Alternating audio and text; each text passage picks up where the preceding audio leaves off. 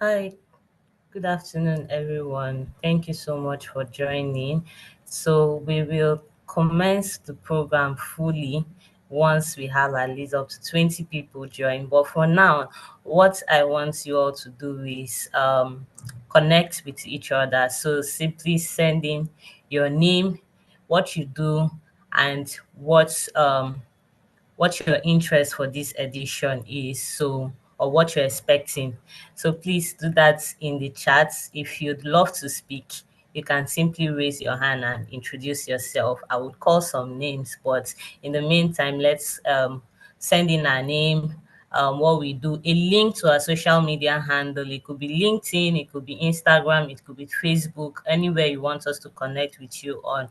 You'd send that in the chat and we'll connect with you. And what your expectations for this program is, I would like to hear that. My name is Joy Kano, and I will be your host for today's ICT Career Talk. So please do well to send in your name, what you do, a link to your social media handle, and your expectation for this program. I'll be reading out some. I haven't seen any. Hi, Lucky. It's nice to have you here. Thank you for joining.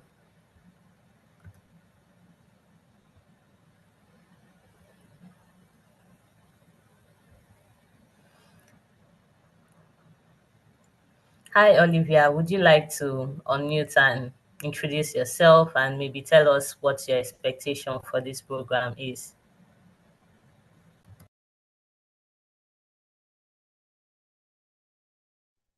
Hi, good afternoon, everyone. My name is Olivia, product manager. Really how to access more international and remote job opportunities and how to position myself better. Thank you very much. Thank you so much, Olivia. Please, you can also send a link to any of your social media platforms that you would love us to connect with you on. Hi, Adejoke. Thank you so much for joining. Digital marketers. Do we have more digital marketers in the house? I would like that you introduce yourself and connect. Adejoke is a digital marketer, and she's the only person that has introduced herself, as well as Olivia. Hi, Njideka. It's nice to have you here. Would you like to unmute and say something to us?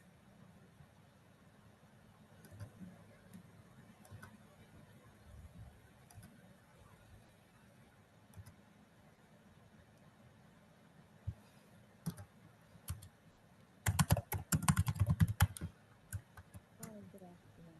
I hope you can hear me.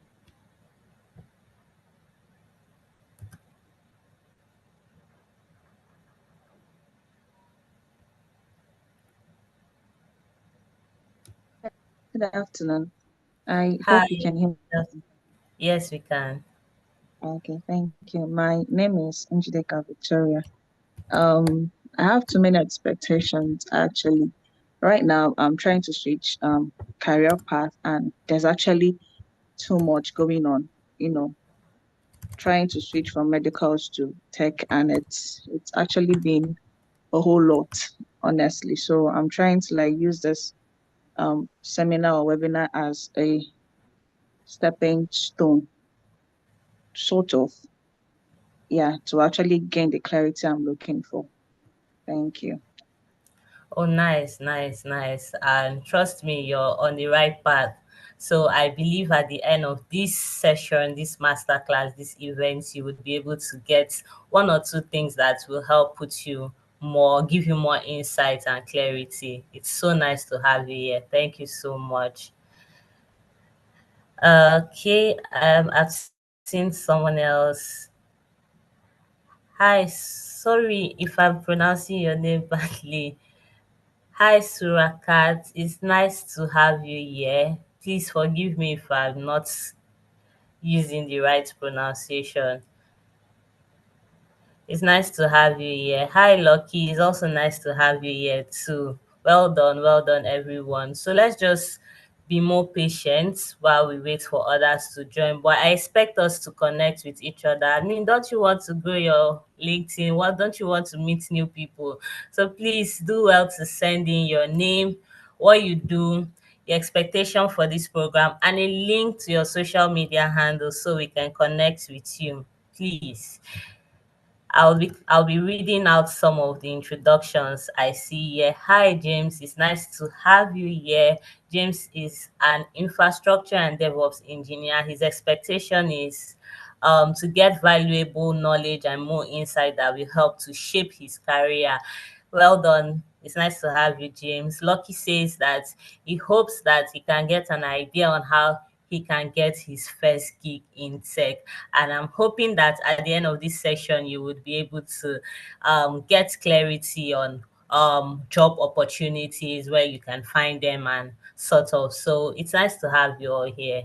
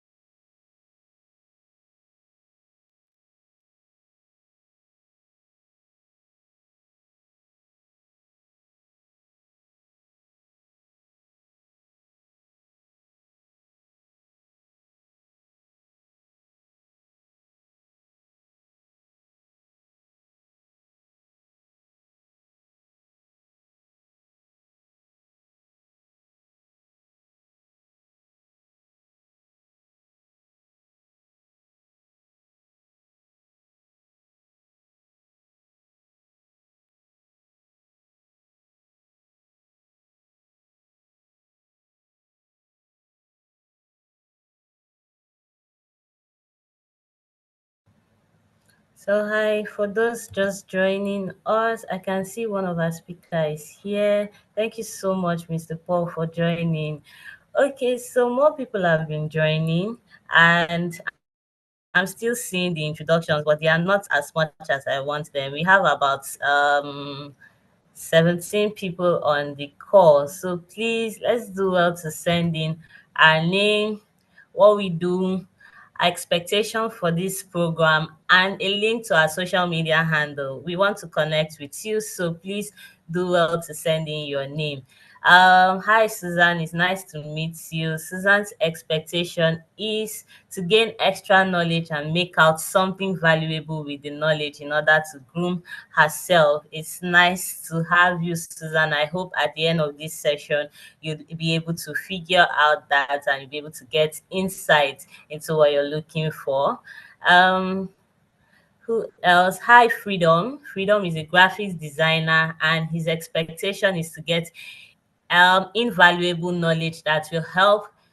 I don't know if it's a he or she, but help him or her in their career.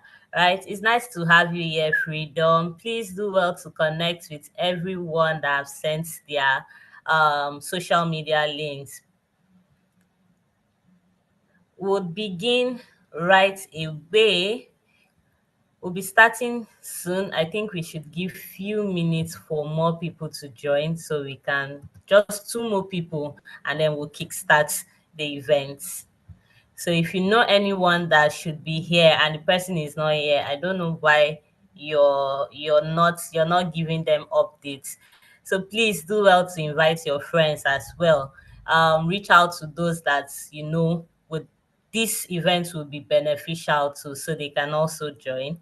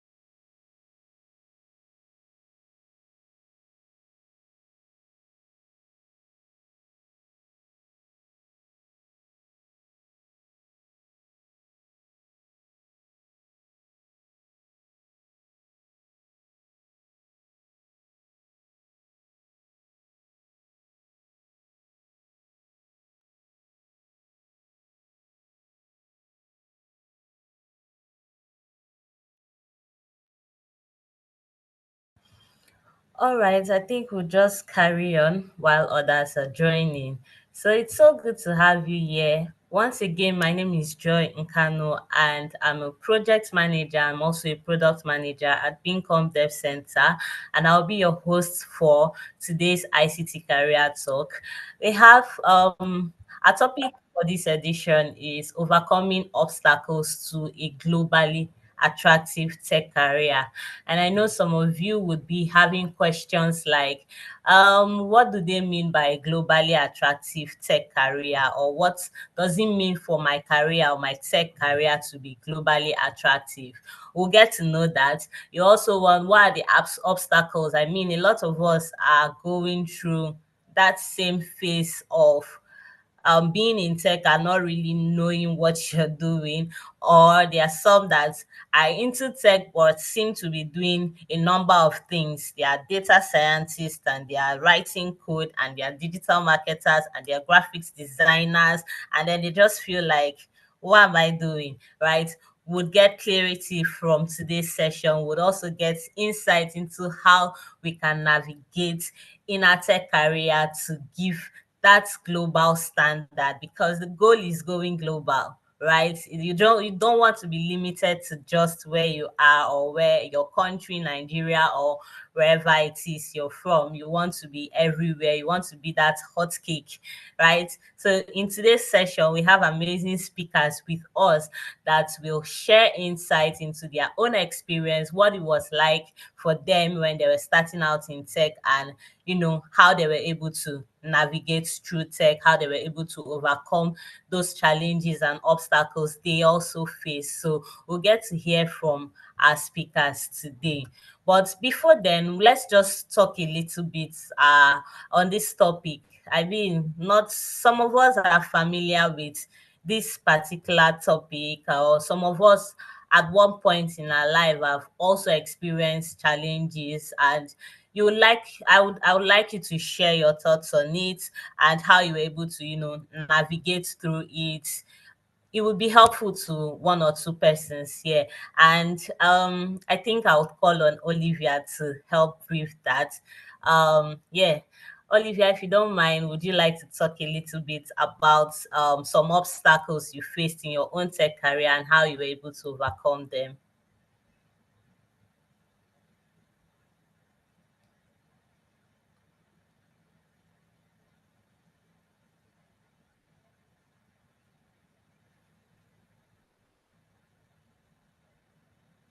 Hi, Olivia. Are you there?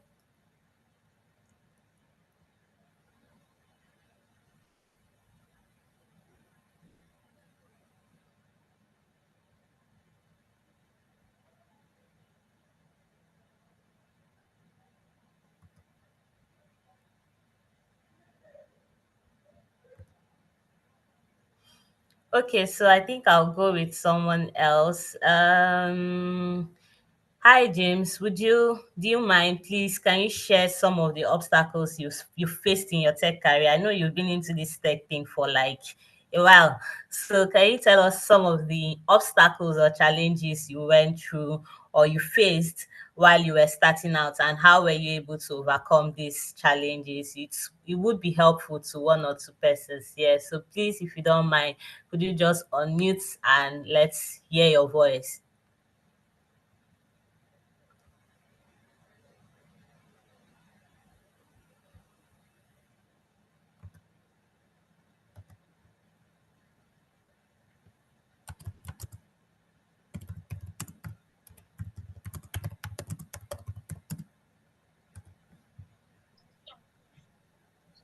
Can you hear me?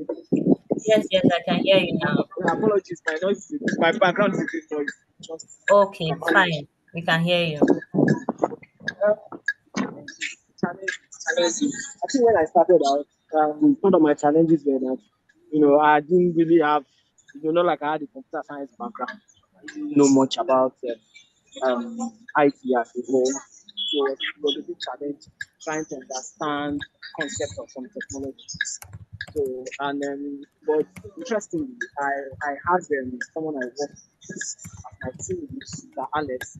So it was quite helpful. It was quite helpful. And then another thing again that also helped was because in Bincom, one of the things that you're mandated to do is called kids knowledge development. So with knowledge development, you almost have no choice but to learn because you will definitely come make presentations and questions will be thrown at you. So those were some of the things like the knowledge and development. And one of the things again that we do in Bincom is what they call community events. Community events, you look for an external speaker that will speak on a particular topic, especially something related to what you do. And it could also be an internal speaker. So if you're an internal speaker, what that means is that you would need to go learn what you are coming to talk about. Not just cramming it. You learn, understand it to a very reasonable extent, and then so that when you come make presentations, questions will be asked, and you can answer those questions. So, all of those things helped me to a very good extent. So even when I started working on this project, um, that already gave me a start. When I started working on projects, I was able to navigate my way across some difficult projects I've been working on. So far, so good. Those were my challenges. Like I said, first interest, not having any IT background, So but I just needed to put in the work because if I didn't put in the work, everything will remain the way it has always been. So I was ready to put in the work, and I had people who were able to help. My teammates and my team members were able to help. Those are the things that helped me. And then so far so good. And I'm still pushing, so I'm still learning more. Technology, we keep learning every day. But at least those are the things that gave me a head start and helped me to make this life. So far so good. That's it. Thank you so much, James. I mean, that was a very good one because for me, it was almost like that too. I started out, I was writing, I was writing code, and maybe I don't really know, but I think I went for the tougher part. Because tell me why I was writing Java. Well, I figured out I wasn't going to fit in there. Maybe if I was patient enough, but I was too impatient. I was among the get rich quick thing with tech, but I think I got really slapped in the face and I needed to calm down and really find the right path for me. And that was how product management found me. I got into Bincom and it was really good. Like knowledge exchange, KD sections and all that were really helpful because they helped me put myself out there even more. So I was able to overcome some of the challenges. I maybe in a different session I'll get to tell those stories. But for now, we'll look at what we have on our table today, which is overcoming obstacles to a globally attractive tech career. Some of us are still figuring it out. So please do well to stay with your pen, your notepad, or anything or any writing material because you'll be getting top-notch points from our amazing speakers and you don't want to forget them because you want to put every single thing into practice. So I'll be calling our speaker right away and I want us to sit tight and take notes, drop as many questions as possible. After the first speaker goes, we'll have a second speaker, and then we'll be able to start taking questions after that. So please do well to drop your questions, take notes of them, and once it's time for our Q&A, we'll go over the questions. So for today, our very first speaker is an amazing person. So let me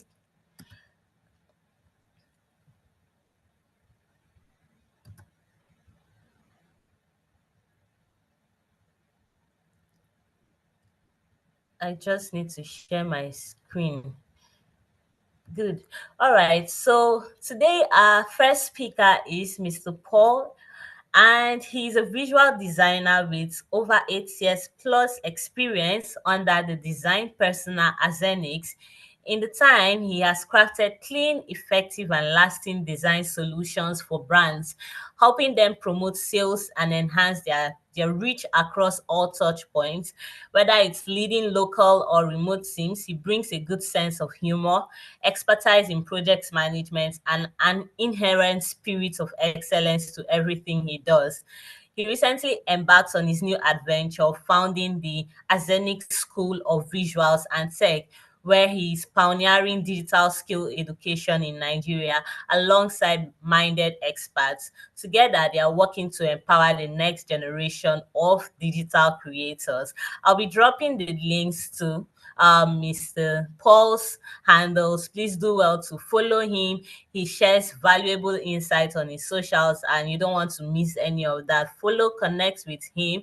Mr. Paul, the floor is yours.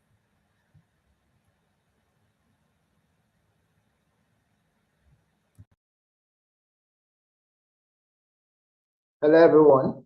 Can you all hear me? Yes, we Yes, I can can. hear you.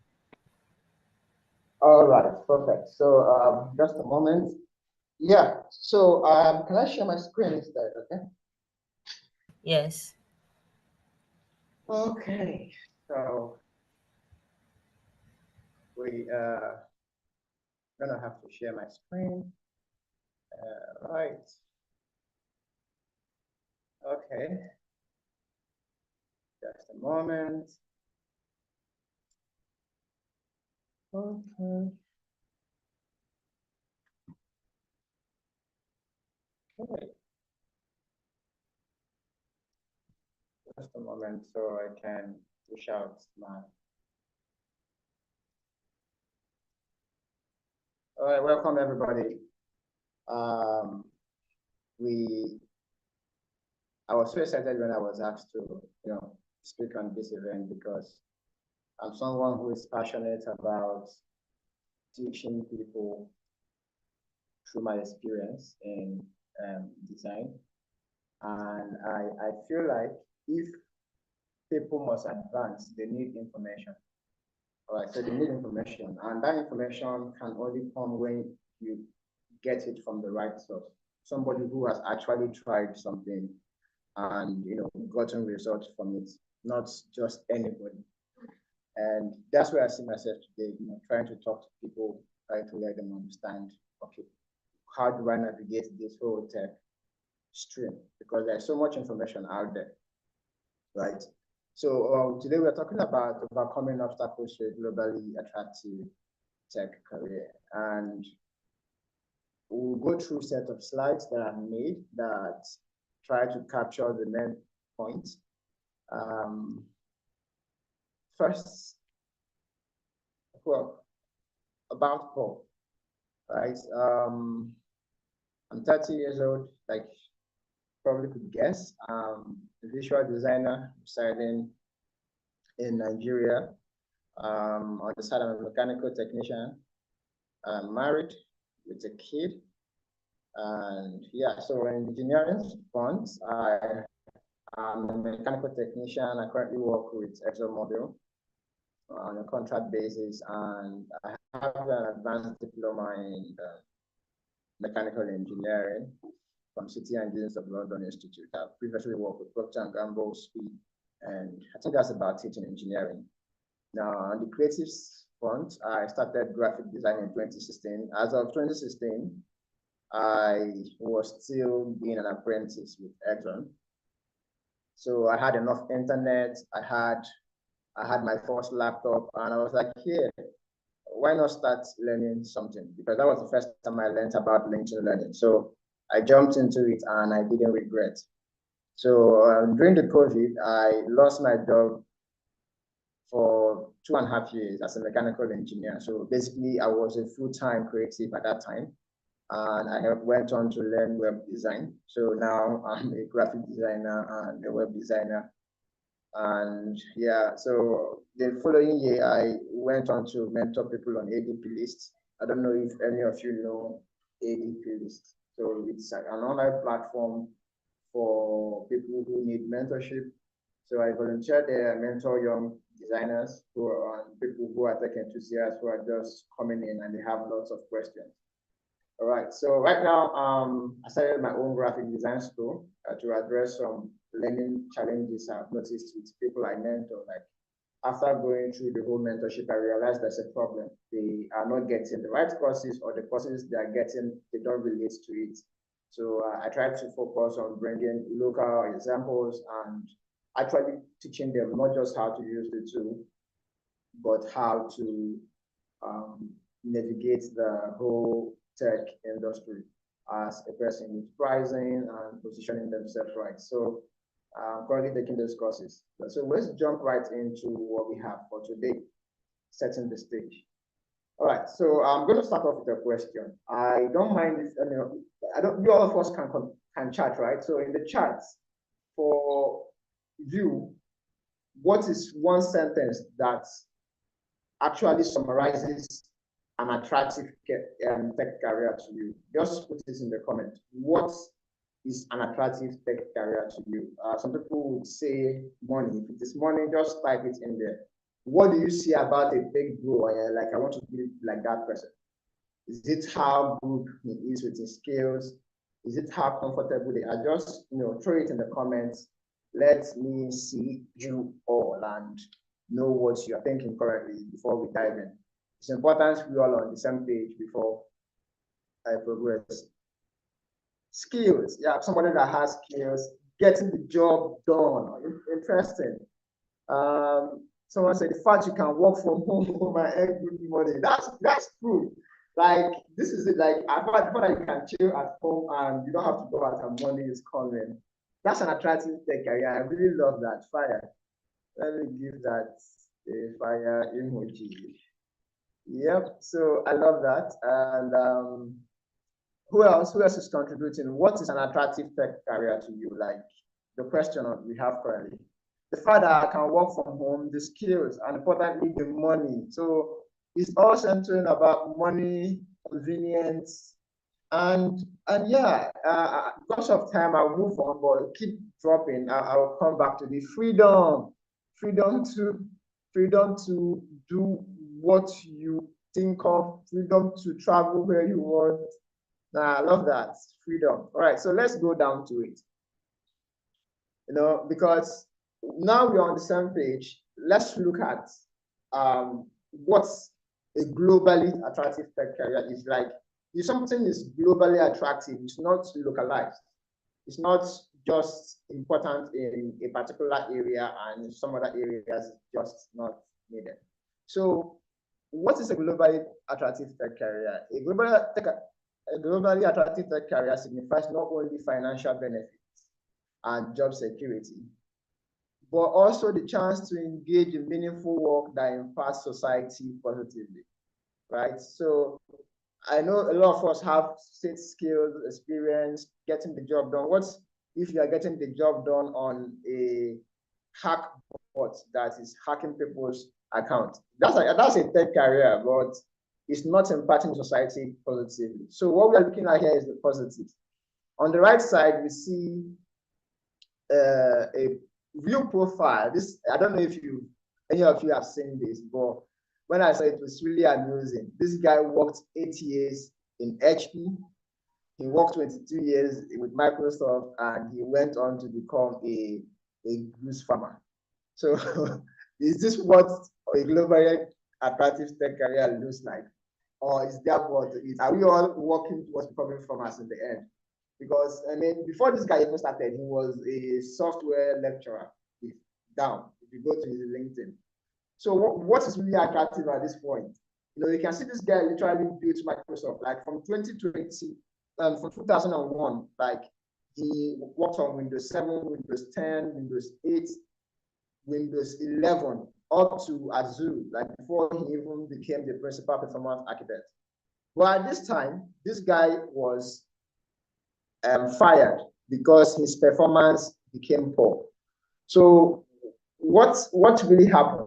Like, this is supposed to be attractive to us. Why would they fire somebody with this amount of experience?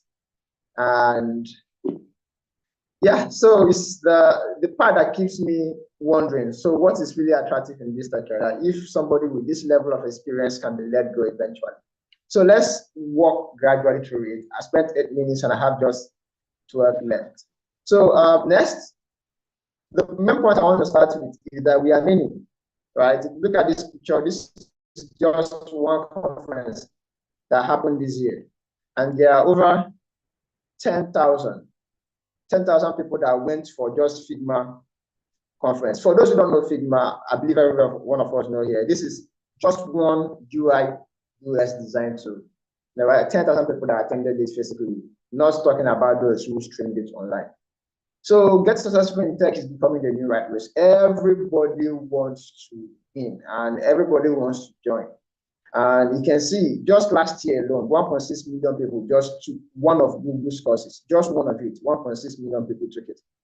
We have over 26 million software developers. And this comes with a bad benefit, a bad effect. But because we are many, employers can decide to employ today and tomorrow they lay everybody off. Like every day this year, we have over 800 people are laid off. We have Nokia here, we have Intel, we have Dell, we have Tesla, we have, if you look at this bar chart, we have a lot of prominent companies laying off people in thousands. Like just this August, Intel laid off 15,000 people, just to give you an idea of what's happening in tech. Now, it now becomes, so sad. Even last year, Junior laid off over 900 people. One other Copia, which is a Kenyan e-commerce company, laid out over 1,000 people just this year. Microsoft laid out people this year. So it gets worrisome eventually when you start thinking about it. And then when I see people coming up in tech and they are trying to get in and people are going out and people are not being treated well, they begin to have so many obstacles in front of them. And I through my experiences, talking with people in tech, mentoring younger ones, I've come to see that these obstacles are all groupable into these 4 categories. First, what is the right software to learn? Under the tools, they have a problem of the obstacle of tools. They have the obstacle of what is the right tool to use. For those who are programming, what is the right programming language I have to learn? What is the right computer to buy? We all want to get it right in the beginning.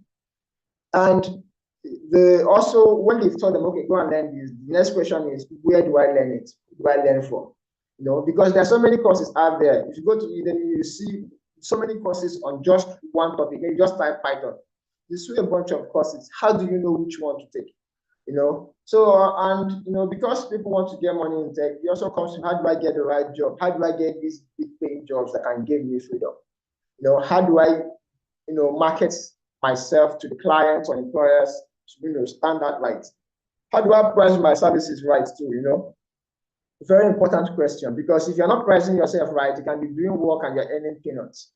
And then it comes to the self or personal areas where people want to know how to balance being in tech and having a good relationship with their family, having that work-life balance, having that confidence that they are not imposters, claiming to be up there and they're not, right? So it gets frustrating and it gets scary when you start thinking about all these things. And it makes you start wondering, should I really progress?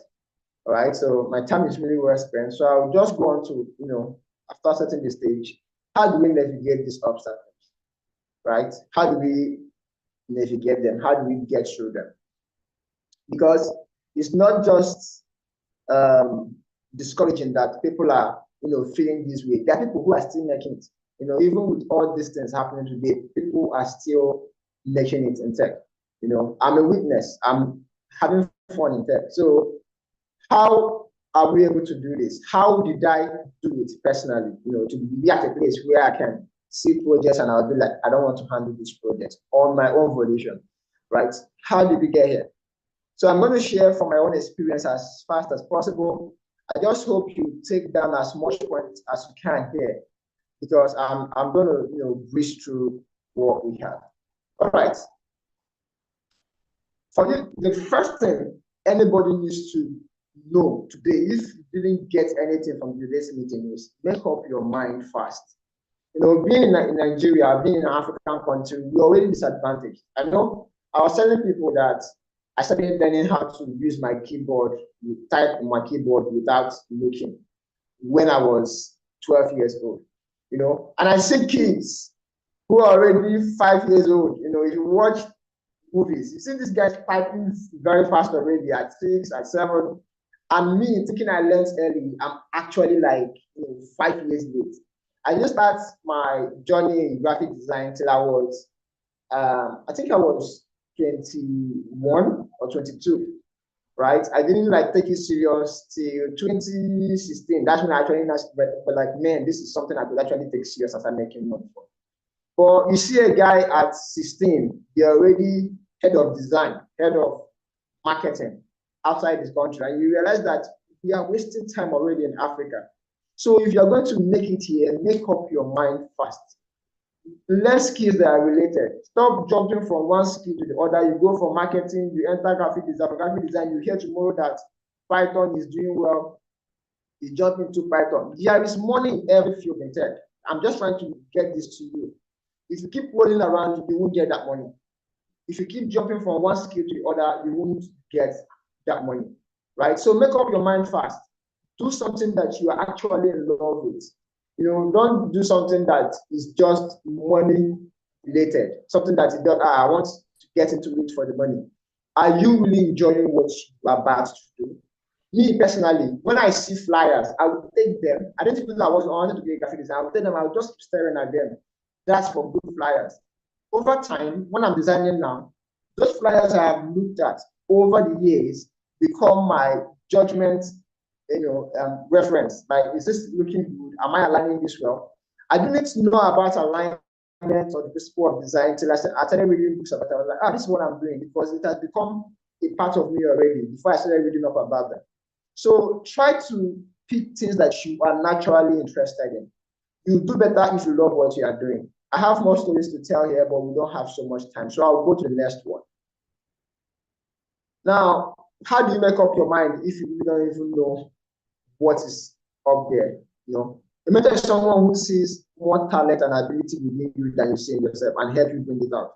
So if you're really going to make up your mind fast, you have to make it up rightly, and you need a mentor. The need for a mentor is that you can't overemphasize it in tech. There are people who have gone through that road you've gone through, or that you want to embark on. They will give you the way out. Now, I'm saying this because I'm somebody who mentorship helps so much in graphic design. I didn't know I could charge the amount I'm charging today for logo design. I was charging 2,000 for a logo design until I read and I see people, charging more for what I'm already doing. I had to start dreaming. Okay, today I have to learn what is this person doing to be able to charge this amount, and the clients don't go away. So the good mentor will direct you, and a good mentor will not allow you to keep staying in one place, coming back to him for answers in every slight, difficulty. They want to make you independent. That's how you know who a good mentor is. They want to make you independent. There's this guy I was mentoring in 3D modeling. And when I saw the guy had grown in 3D, I'm not specialized in 3D modeling. I have to tell you, see this question I asked him, I don't know it anymore because I'm not specialized in 3D modeling. I only learned 3D modeling for a specific reason. But if you want to grow in it, these are the resources you need. I went ahead to get resources from him. Today, the guy is so good in 3D modeling. So I see his work and I'm like, wow, I can't do this. Get those mentors that want you to be independent. Right, and the mentor will tell you the things that you are missing. They will tell you that you are actually better than you currently think and why you are. Right, so that's very, very important. It can be overemphasized. Another thing that helped me is that I had my personal projects. Now, if you look at the screen, the pictures you have there are magazines I worked on. Now, at this time I started this magazine, I was about to get married. That was 2019, and I had learned layout design, I had learned InDesign, and there was nobody giving me a job in that area. There was nobody giving me the job to show myself. First of all, I took up a voluntary job in my church to design their bulletins. I was doing it every month to design the church bulletin. I was like, okay, now I have enough skill sets to do a magazine.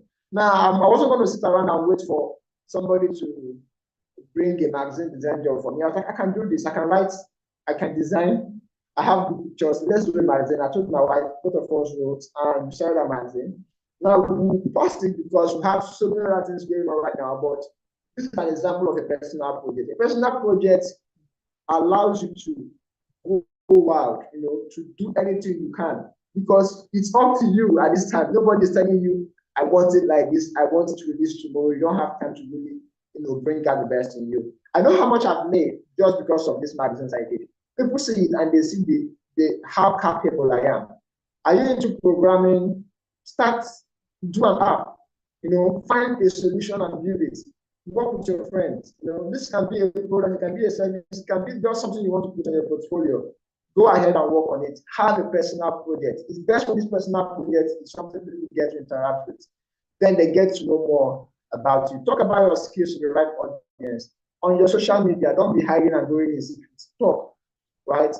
Let people know that you are into this, right? And that way you become very, very good in what you are doing, because people will see you and you don't have to come and say, please come, let me design for you. They'll be the one coming and knocking at your door. I'm saying this vehemently because I am sure about it. All right. Now, that said, the next one is have a positive attitude. Always see the positive side of things. See downturns and as an opportunity to skill up. When I lost my job as a mechanical technician, that's when I learned how to do web design. That's when I built my portfolio website. If you go to my profile website and like this is nice, that was when I did it. When I didn't have a job as a mechanical technician, I'll ask myself, what can I do at this point? I took advantage of my position as a designer. People already come to me, I want to do this, I want to do that. And one person came, I want to do your website. Before I would direct him to someone else, I'm like, I can do this. I asked questions, I took a course, and I did it. So look at the opportunities around you. Stop looking at the numbers of people who are getting fired in tech. Look at the positive side. What can you do at this time in Nigeria? What can you take advantage of? Focus on the things you can control. Be consistent and show up. You can't make it if you're not consistent. Share information with others. I know a lot of things that I've gotten today because I opened my mouth to share information and I realized that information wasn't even the best. Somebody had a better idea. Now, inspired by other people, when your colleague or your friend gets a better offer, a better deal, be happy with them, see for opportunities on how to go with them. I'm past my time already, so I'm just going to run through the last two slides. All right. So be ready for opportunities. Keep your portfolios updated.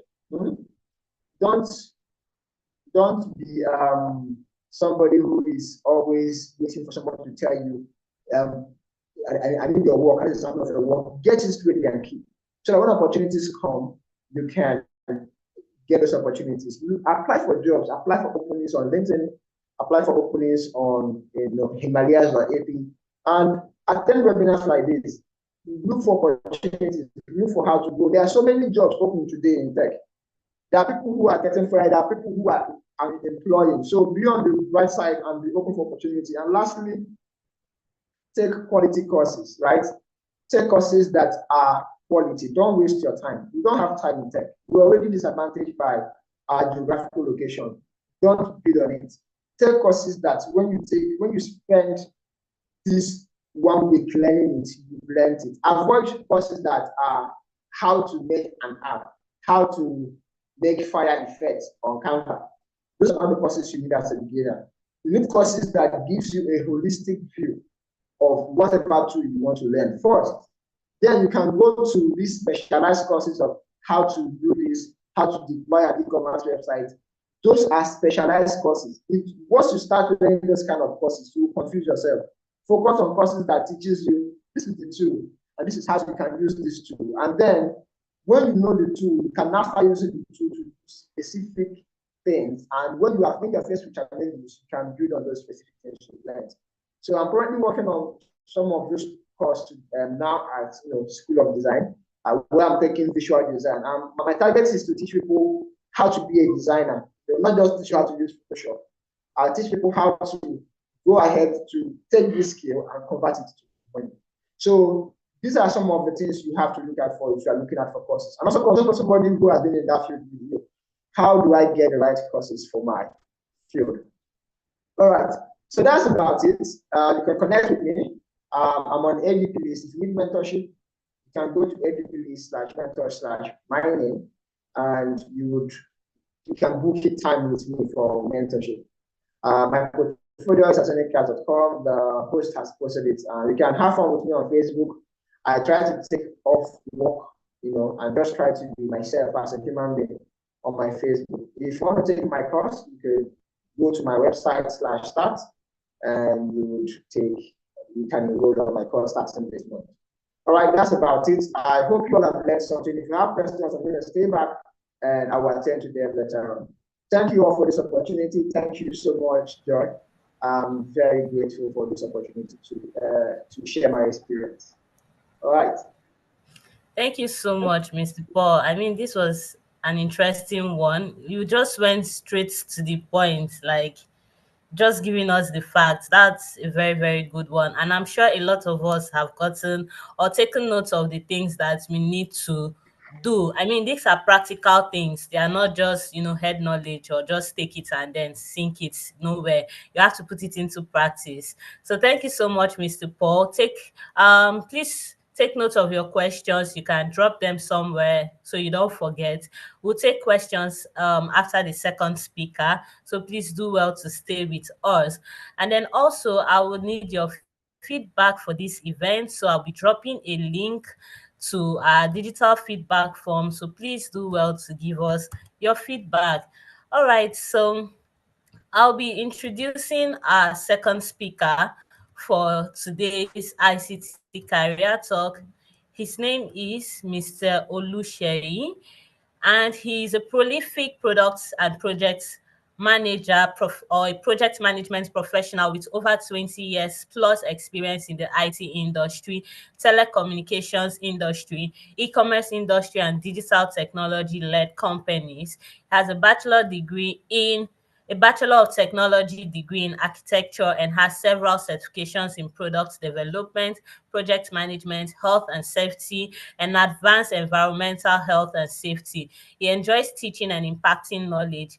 Hence the reason he has decided to volunteer his time to the Mastercard Foundation and LSETF in helping to transfer knowledge to newbies in tech.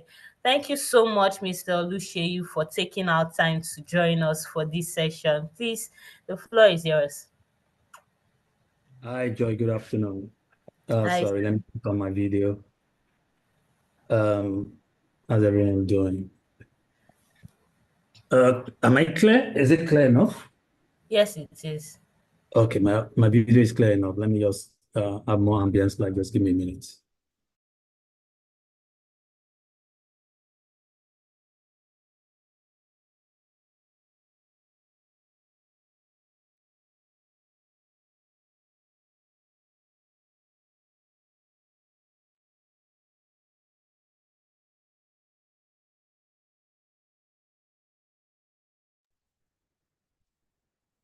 I think it's better now. Sorry, I was trying to sort out my lighting issue so you guys can see me more clearly.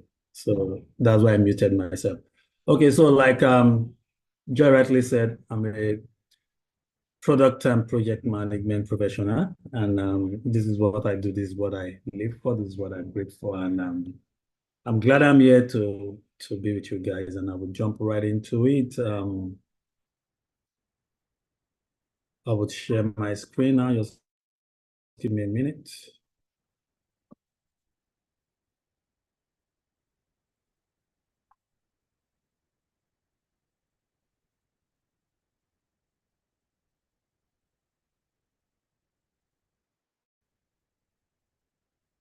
Okay, so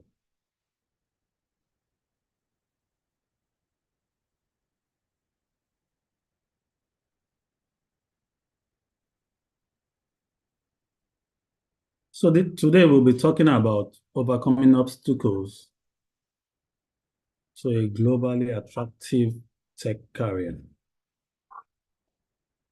Can you see my screen? Oh, okay, fine. It's showing now. Okay. I think my system was lagging. And my name is Oluseyi Adebayo James, Shodia, as rightly said. And about me, I'm a senior digital product project manager, leading digital innovation and user-centric solution. I like digital products, digital project, product management, product stakeholder management, agile frameworks, and AI pragmatics. I like using AI for a lot of things. In fact, I don't think a day goes by without me using AI to do one or two things around me, because really AI has come to make life easy. That's my LinkedIn profile in case you want to check it out or follow me or connect with me. And presently I'm building what we call SabiU and AI Learning, which are two digital products. One is into culture, one is into language learning. I'm a Mastercard Foundation mentor. I'm also with the Lagos State Employment Trust Fund as a mentor. And as you know, I'm with Bincom Dev Center as a mentor also. And those are my positions with AI Learning and SabiU. I started out being a project manager, but now pivoted to product. I'm going into that nowadays. So in today's presentation, we will explore the exciting world of overcoming obstacles to a globally attractive tech career this year and probably many more years. Despite various obstacles, a globally attractive tech career is attainable with the right mindset, skills, and strategy. So you want to be globally attractive, you have to do certain things that will make you globally attractive. Presently, I'm working with a global company in the UK, and I made myself attractive, and that's why I was able to get the role. So you need to do certain things for certain things to fall in place. You can keep doing the same thing over and over again and accept things to change for you. So you need to take pragmatic decisions. You need to have a new ways of doing things, see yourself in a new way also, and we're going to go through those things and know how we can become globally attractive. One of those things would be identifying the common challenges you would have with making yourself globally attractive, developing essential skills and knowledge, building a strong network, leveraging online resources and platforms, overcoming cultural barriers. All these 5 points are very important for you to become globally attractive. So the first of these things is the lack of education. So basically education, we all go to school, university, polytechnic, we get educated, but by the time you come out, graduate, what are the things you can do with your qualification? You have a BSc, you have a BTech, you have a OND, you have a HND. Are you attractive to the job market before we even start talking about if you're attractive globally, internationally? So there's a gap between your academic qualification and the industry demand. So yeah, you went to school to study computer science. What were you taught when you were in school? Now that you are out, what is the industry demand? What do they want from a computer science? Were you taught the things that you need to work outside when you were in school, or were you just taught the skills that will make you pass exams and go to school? So that gap needs to be addressed. So the moment you can identify that gap, you start working on it. Geographical location. So for you to become attractive, if you're saying you want to be global, that means you are thinking about working, getting work out of Nigeria, not in Nigeria. It could even be Ghana, just beside us, it can be Benin Republic.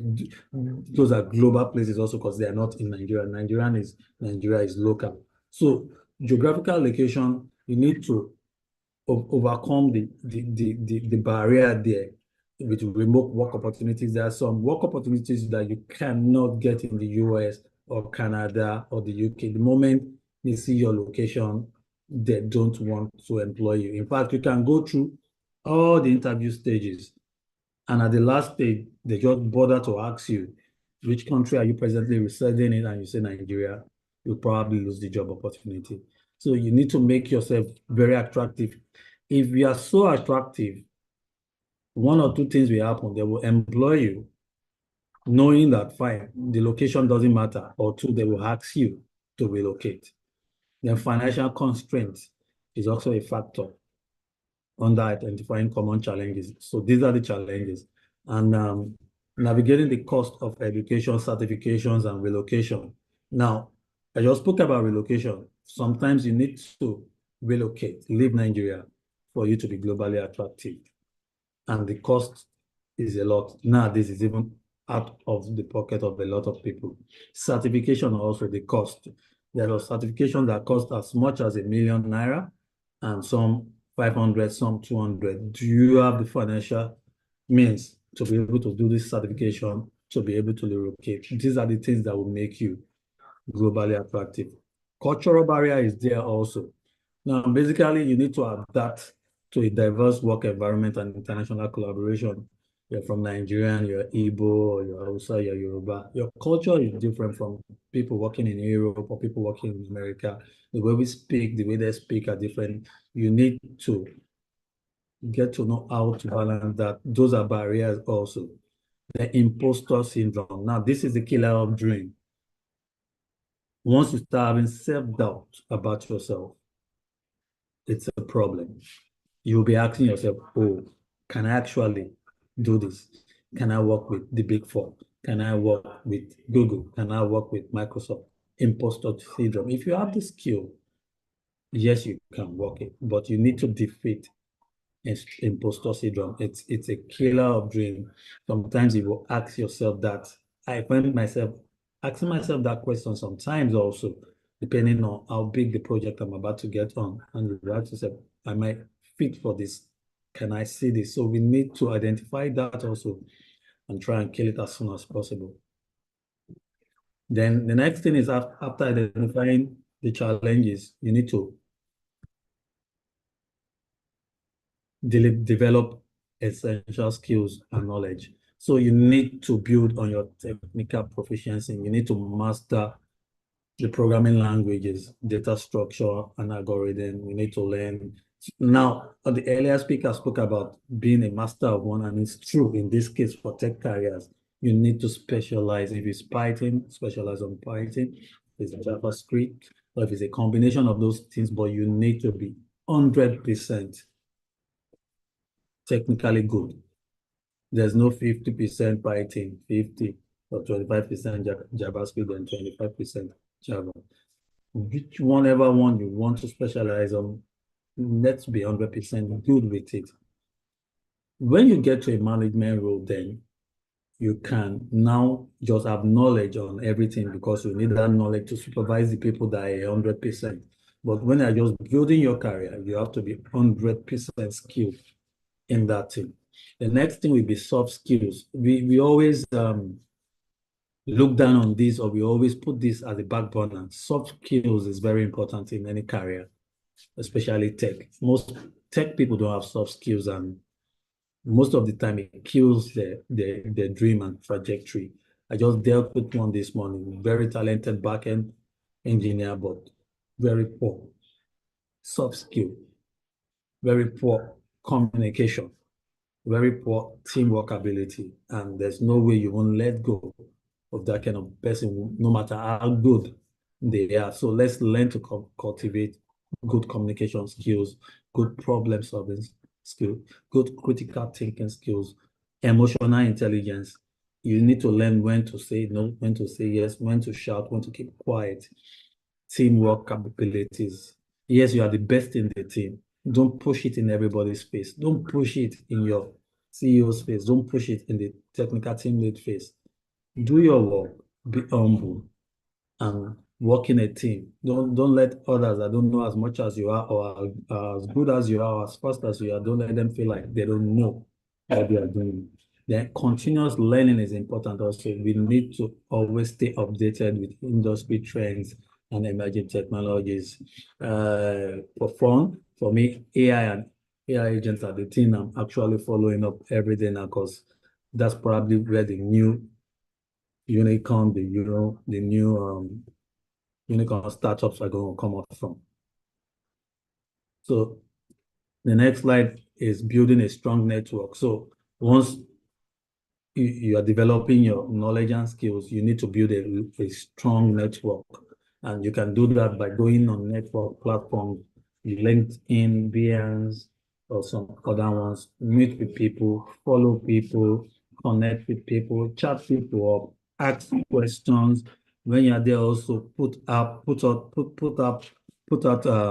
articles every week. Talk about subjects that interest you. Nobody's going to laugh at you. They will read it, like it, comment on it, or tell you, okay, oh no, your observation or your opinion is a little bit not okay. This is the way it should be. So let's learn to network. Then the most important is mentorship. Everybody needs guidance. It's so cool nowadays that the new generation of people are getting this. I didn't get this when I started working in the 2000s. And mentorship is key because it helps you avoid certain career pitfall. You don't need to make the same mistakes some other people have made. Then you will get good guidance, and people will be able to tell you what to do. So the law of platform, Bincom Dev Center is one of those platforms you can get good mentorship. I'm currently a mentor there. Mastercard Foundation is also one of them, and Lagos State LSETF also. So try and join this platform so that you can be attached to a mentor. You can get attached to a mentor. You can go online also on LinkedIn and search for people with years of experience and send them a message that you want them to mentor you. Worst thing they will do is say, no, I'm busy, or okay, fine, I only have time to do that once a month or once a quarter. Just go out there and ask. You never know. If you don't ask, you won't know whether you get a yes or a no. Don't assume in your mind you will get a no when you've not asked. Then collaborating with peers. So you need to build relationship with like-minded individuals, attend tech events, founder events. So you need to collaborate. Collaboration is very key in this tech industry. If you don't collaborate, you would miss out on a lot of opportunities. There are some people that it's collaboration that got them to where they are right now. It's not that they had the idea of the product. It's not that they were geniuses, but they were collaborating with those people that had those ideas. Today, they are known. They're a known name in the tech industry. Then leveraging online resources and platforms. So we need to leverage on this. Thank God for the internet. Thank God for smartphones. Thank God for tablets. Everything is easy to do now. So go online, get online courses and certification. Go on Coursera, go on Udemy, Microsoft site. You will get most of these training certifications. Some of them are cheap. You might even be lucky you could get a coupon that will give you access to some of this training free. Then sometimes for like Coursera, you can actually ask for, I can't remember the name again, for them to give you like a scholarship sort of thing, and they'll ask you to write up the reason why they should give you, and if your reason is right, they will give it to you. So go there, go and ask, and you might get some of this training. They have a lot of training, Udemy also. Then freelancing and open source contribution. So let's learn to join freelancing and open source contribute. Let's learn to contribute. Let's learn to put in our own quota. I'm contributing as a mentor. Let's also learn to help put things in. Go online, join the Linux project, join the GitHub project, add one or two things. You will learn. You will gain from people who have more experience, more knowledge than you, and then you're already there. And sometimes some of these things you won't know they are important later on when you want to apply for certain things like the UK Global Talent and stuff like that. So it's important, let's start looking at those things and joining them to the opportunities that we want to harness later on. Then online job boards and recruitment. We need to leverage that also. There are a lot of sites we can get globally attractive jobs on. Fiverr, Upwork. Yeah, most of those ones are remote freelance kind of roles, flex jobs. Also on LinkedIn, you can get remote jobs, and that makes you globally attractive. The fact is, the moment you can get one of these jobs, it's always easier to get other jobs in the global market. Yeah, the first global job will be very difficult, very tight because of where you're coming from. Nigeria is known for a lot of shady things. But the moment they test you out, see that you are a very dedicated person with integrity. In fact, you could get referral to other jobs from them. So please, let's try and leverage all these resources. Then overcoming cultural barriers and adapting to global work environment. So this is key also. The way we do things, live our life, communicate in Nigeria is different from the way most global places do their thing, and we need to learn how to do those things. We need to understand different work styles and etiquettes. And some countries, they don't want you to be saying sir, ma, just call them by name. That's their own culture. For a Nigerian office, a Nigerian culture, you might have to call your boss sir, or if it's a man, if it's a lady, ma. But for some of them, call him John, call him Billy, call him James. They are okay with it. That is their culture. So those are the things we need to get used to. Then adaptability, embracing new challenges and opportunities. So sometimes some things will be thrown at you. You might be asked to lead on a project, and maybe, yeah, it's the first time you're doing that, or you may be asked to lead or make a presentation. If you go saying, no, I don't know how to present, I can't present, you have to start one day, you have to learn one day how to come about doing a presentation. Go online, use all the tools. You can use the search engine, you can use the reason engine. You would be able to come up with a presentation. Then have a global mindset, develop a broader perspective and appreciation for diverse culture. So let's try and have a global mindset. If you want to work global, your mind must be broad. That means you need to broaden your mind, broaden your mindset. Go online a lot, read about other people, read about other work culture, read about how things are done globally, not just the way it is done in Nigeria. You'll be shocked. Some certain things will come as, oh, is that the way they do that? Oh, is that the way this is done? And that way you will learn about things, learn about places You go online, you go on Google Map, you can see some places that you've not been to and actually relate the way that place looks to someone. They'll be wondering if you've traveled abroad or not. So you need to learn about these things and it will broaden your mind. I think we've come to the end, and it was a short one because I don't think I had that much time. So in summary, overcoming obstacles to a globally attractive tech career requires a blend of self-awareness, goal setting, strategic planning, continuous learning, networking, and online branding. So you need to brand yourself. You need to make yourself look good. By focusing on this area, you can successfully make yourself globally attractive in the ever-changing tech industry. So thank you for your time. Really appreciate being here.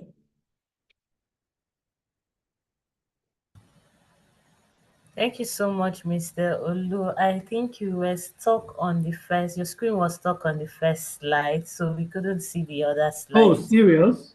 Yeah, Wow. I was trying to notify It will you, have lost but me. Oh, okay. Wow. Okay. Wow. Wow. Wow. Are you serious? Just give me a minute. What happened?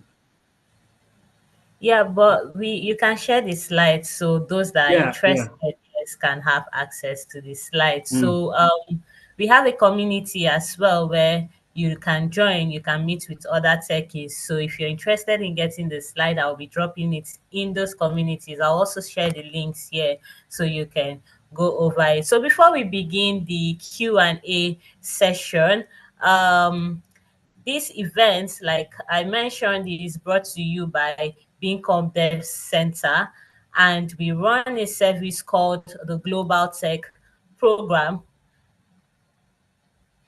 Sorry about that. So okay, it's fine, sir. So we have the Global Tech Program, which is a 3 months to 2 years program. It is focused on three key pillars, which is learn skill, gain experience, gain exposure, and it is your solution to launching your tech career globally. So if you're interested in learning a new skill in tech, or you want to gain experience, or you want to gain exposure, this particular program is for you. So please do well to look for the link. I'll be dropping it in the chat right now. If you're interested, please go through it and we'll contact you and follow up with you from there. So please do well to indicate interest in our Global Tech program. All right, so it's time for our Q&A session, and I mentioned that we should take notes or jot down as many questions as possible so that we can ask them. So if you're going to be asking questions, you just need to raise your hand. I'll call your name and then you can ask your question. And also let us know which speaker you're directing your question to, if it's to Mr. Paul or Mr. Olu. So please, if you have any question right now, do well to drop it in the chat. Do well to raise your hand and I'll call you to ask your question.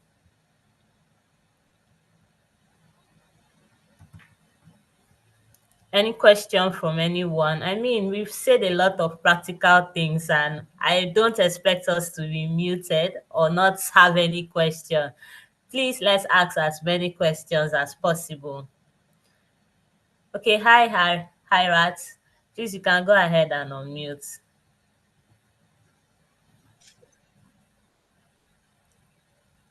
Good afternoon. Good afternoon. Yeah, it's just some question I want to ask. The question goes to Mr. Oluseyi. The question is, what are the most common barriers individuals faced when pursuing a tech career internationally, and how can we face it? Hello. Yes, I got that. All right. Can you say that again? I said, how can Sorry. think the question is that what are the common barriers individuals faced when pursuing a tech career internationally, and how can they face it?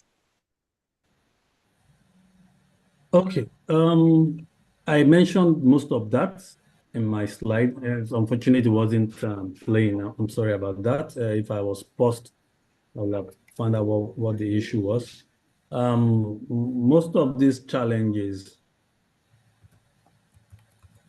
have to do with gap in skills most times. So you see, most times we in Nigeria, we always feel that we are skilled, we know everything and stuff like that. But we fail to forget to remember that we've only worked in Nigeria. We've not worked on the international scene. We've not worked with global companies. And some of these companies, the kind of skills they require, sometimes there's a skill gap for us. And most times it will show when you go for interviews with them or when they want to hire you. And that's where it's always showing. So most times it's usually tied to skills. There's a skill gap.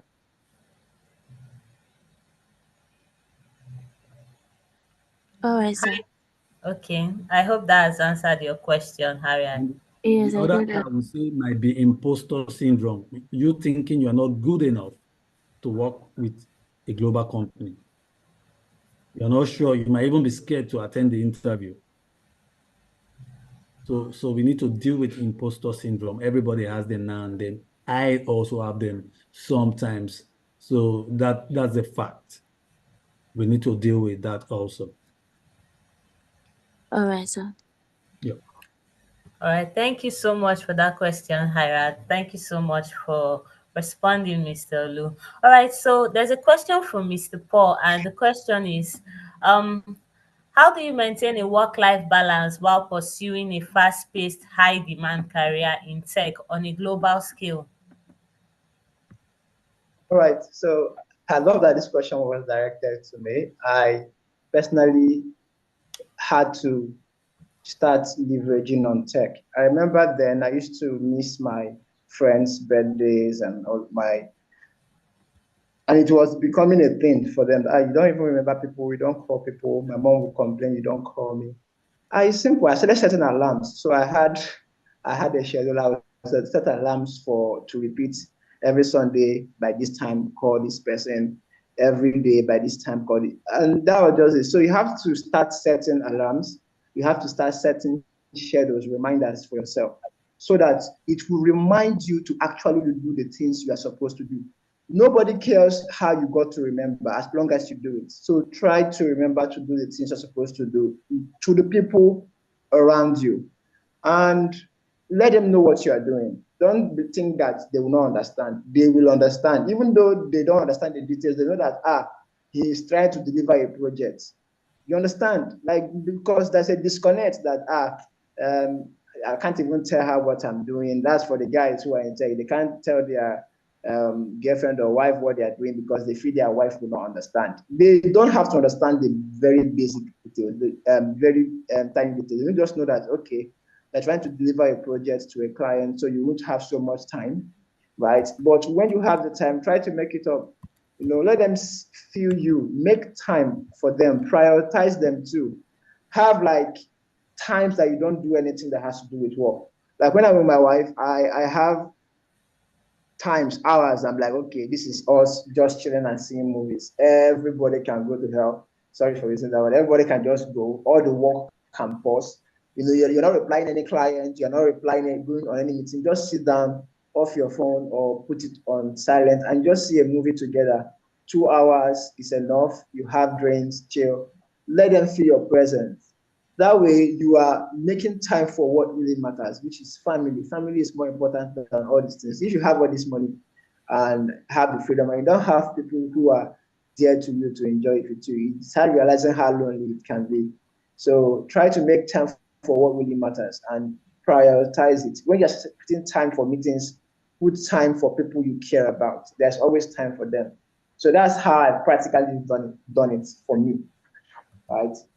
So that's it. Thank you so much for that feedback, Mr. Paul. That was Yeah. actually a very good one. I felt like you were talking to me directly because I hardly call people. But yeah, I think I've learned something and then I'll start setting reminders. Thank you so much for that. Okay, Hendrix, please, your hand has been up. Would you like to ask your question now? Just unmute and speak. All right, good afternoon. Can you hear me? Yes, please. All right, so my question, one of the questions Mr. Paul just talked about it, and which is concerning maintaining a work-life balance in a demanding global tech environment, right? So it's one thing to be attractive locally, and it's another thing to be attractive globally. So, and I think it's very demanding, but it just gives some perspective on how we can actually maintain the work-life balance. So I will not really go into that. My other question is actually directed to Mr. Oluseyi, but any of them can answer, is about the imposter syndrome that he talked about recently. And I just want to understand if he mentioned that even as a stage, as his own stage now, as a mentor, is still facing imposter syndrome. And I want to know if this is a norm throughout our tech career. So in the journey of our tech career, there will always be a point where you face imposter syndrome, no matter how far you've gone in your journey. And also in trying to tackle the imposter syndrome, how what is the best way to actually showcase my expertise? Being that I'm a beginner in a particular tech career, let's say project management, for example, now I'm just a beginner there and I want to showcase myself. What's the best way to do it? Should I go around talking about the things I do, maybe in my own personal project, or talk about what I think should be done? I don't know the best way to showcase myself as a beginner in any tech career, in any stack I choose to pick in a tech career.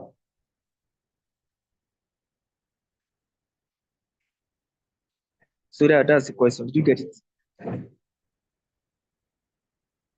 Hi, So we are Hendrik. So, muted. so the Okay. question is very clear. It's clear, but I think maybe you said a lot of things. So, can you just mention the question specifically, both questions, Okay. so that it can be answered clearly? The All right. first So question and the second question. yes. So I actually got one of the questions. Okay. Is saying that how do you deal with imposter syndrome? That do you have it throughout your career, even at the stage of my own career? So I think it might be a personal thing, also one. Then it might be an environmental thing, also two. Now, most times you will get that feeling might have to do with when you're doing that particular thing for the first time and you are self-doubting yourself. Now, most time in my, especially if you have opportunities on a global scale and you see the kind of people you are competing with or that you are working with, then you would ask yourself certain questions. And most times we need to start understanding we are actually not the way our education is modeled in Africa, Nigeria, is not making us to be competitive in a way in the global market. Most of the time you meet these people, they are still in their 20s, maybe early 30s, and they're already what you are. And you're asking yourself, that wow. But you can't blame yourself. It's the way your system is wired. It's the way the educational system in Nigeria is wired. It's the way the job career system in Nigeria is wired.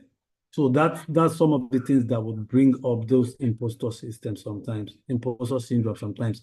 Not the fact that you are doubting your capabilities, but the fact that the scenario in front of you doesn't favor you, and you're like, wow, what am I going to be competitive enough in this case with these people? They have time, they have age, they have all these things on their side. It would come, but because you know you are good, you will kill it. And of course, you will get what you want. So that's the way it will be. It might not be with you throughout your career. Even I'll tell you, even people that become president ask themselves, oh, so I achieved this. So it's just for you. It's just you. It's not that you can't do that thing, but you just ask yourself that question that, oh, so I can achieve this. Oh, so I can do this. You just knowing how to keep it in check and moving on with what you want to do that is important. I hope that answer is for you, Hendrix. Yes, it does. And the other part of the question is how we can actually showcase our expertise as a beginner in our tech career. How you can showcase it. Yes, sir. Okay, so I talked about that. You need to leverage on networking, on collaboration, on contribution. So if you want to showcase what you are good at, one of the ways you can do that is collaborating with people, and most time it might have to be free work. So that's contribution. Then you network also. So if you can apply those three pillars, you network, LinkedIn, Behance, and other stuff. You collaborate with people, then you contribute. You must be ready to sacrifice your time for you to get recognized for being good in something or good at something. If you can't sacrifice your time, you can't do things free. Yeah, you are good. People see it in the work you do for clients and stuff, but for you to get that global recognition, all you might do is just contribute on a global project, and the team lead sees you and like, oh, you're good. Would you want to do this? Would you want to do that? So those are one of these. But if you don't do that free work, you might not get that kind of global recognition you're looking for. Thank you so much, sir. I think I got that clear. Thank you so much. All right. All right, thank you so much for that question, Hendrix. Thank you so much, Mr. Lu, for that feedback too. Okay, so there are a couple of questions. Okay, let me just attend to those that have their hands up. Hirat, you just asked a question one, so let me take one from Adejoke and then you can ask your question. So Adejoke, please, can you unmute and ask your question? Good afternoon, everyone. Good So, afternoon. Good either of the afternoon.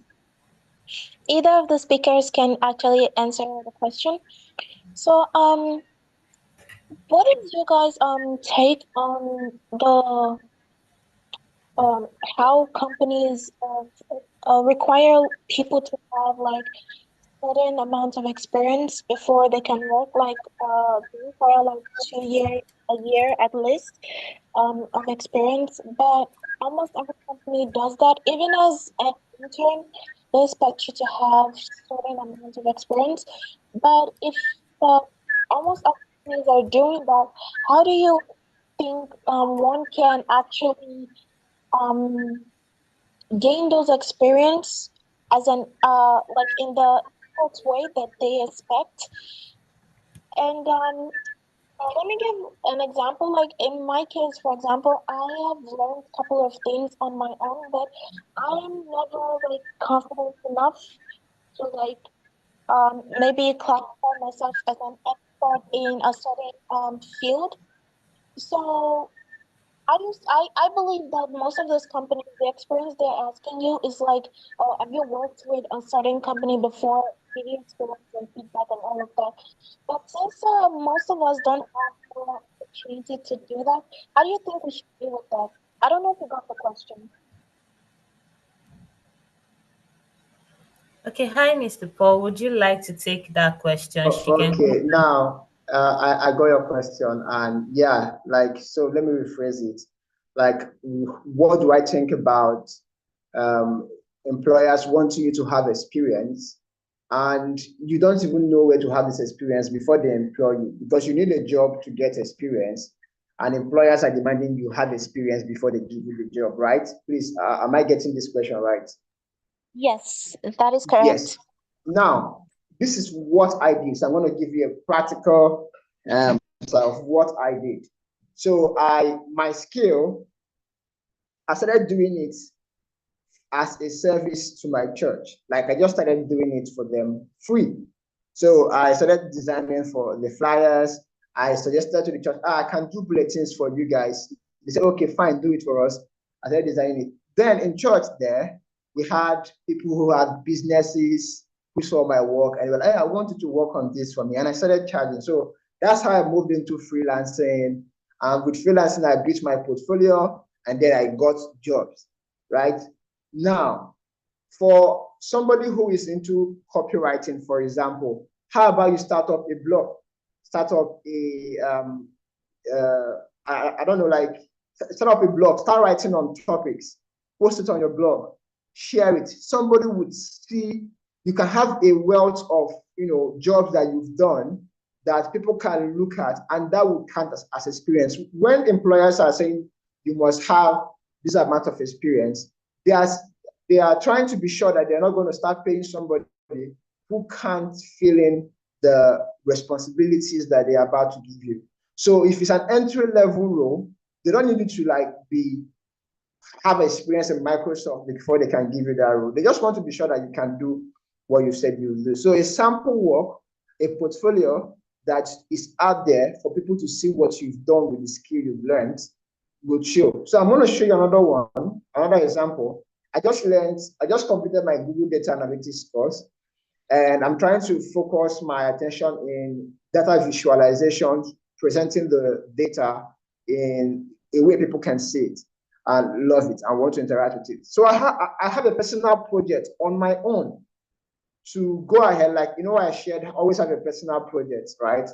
I have a personal project on my own to go ahead and create data visualizations, put it on my portfolio, and I can use it to showcase what I have done. So use places around you, use your own personal project as an avenue to get this experience while you keep trying to apply to companies to take you in. Try to build something of your own. That's what I did that has worked for me over and over again. I don't know if somebody else has a better contribution, but this is my practical solution to it, and it has worked over time. Hi, Yes, I totally understand you, sir, and I appreciate your contribution. The like I explained, for me, I believe like you were confident with what you were doing. Like in my case, I have learned things in the past, including the visualization you were talking about. That's on the path of data analysis, but there is not like the confidence to actually put myself out there that yeah, I can actually do this thing. And like I'm very unsure of myself, even though I have like Yeah, projects and all. Yeah, I'm still like very unsure of myself. So I'm kind of like should I say scared of, oh, what if I yeah. talk this good and then they ask me a question and I don't answer as much as they want? Like how would Okay. they think? Yeah, so No, that is so actually perfect. I get you. And whatever you are feeling right now, I have felt it. I remember, I don't know if you know Solomon Bucci. I'm always going to be grateful for my design career to him because he was telling me, go ahead and pitch that you could take up the church design to the pastor. I was like, no, I can't do this. Somebody's already designing for them already. They can't possibly allow me to do this. That was how scared I was. Solomon Bucci said, uh, but just go ahead and try. Talk to the pastor, tell him you want to take up the design. And I was still scared. I didn't do it. So it was up to the time that we had a drama department and we had a program. I was like, okay, I can try designing for this group of the church. And I did it. And as it would go, the pastor said, I was like, hey, who did this? And I said, okay, I was the one. I said, okay, go ahead and do the flyer for our next event. And it was like a big platform for me because it was one of the biggest churches here. And that just threw me up on stage, right? I started getting calls from other people from neighboring towns up to Port Harcourt, Lagos. That was how I started off. I was scared like you. So if you did the data analytics, for example, here's what I would advise you to do, and that's what I'm going to do, right? So both of us can try this and see if it works. So you take up the data, you can go up to data visual capitalist. Go to visual capitalist, right? I'll put the websites here so everybody could have it. Look at some data visualizations by some experts there. On your own, try to look at the data they use and try to create your own visualizations. Have a look at it. You can shoot it to me on my email or my inbox on social media or LinkedIn. I can have a look at it and tell you how you can improve on it. Or post on your social media. Don't be scared. post it there, people are going to have one or two positive or negative comments. Grow with it. If I show you my works from 2016, you would laugh at me. Like, I'm not ashamed of them because it shows how far I've come. So you have to go through that depth. You have to really put yourself out there and be ready. You are going to get the good and the bad. Be ready for them. It's going to come. But focus on your target that, yeah, this is just a stepping stone to the next level. I've done terrible designs. I've gotten terrible deals from the project. But you just have to put yourself out there. Eventually, you will grow and you look back at them and you'll be grateful for all those moments. All right? Yes, sir. Thank you very much, sir. Thank you. Thank you so much for that, Mr. Paul. That was a very good one. So there's another question here, and the person is asking, how do you keep a relationship with an attention-seeking partner when you're just starting out as a tech person and you're aiming to be global?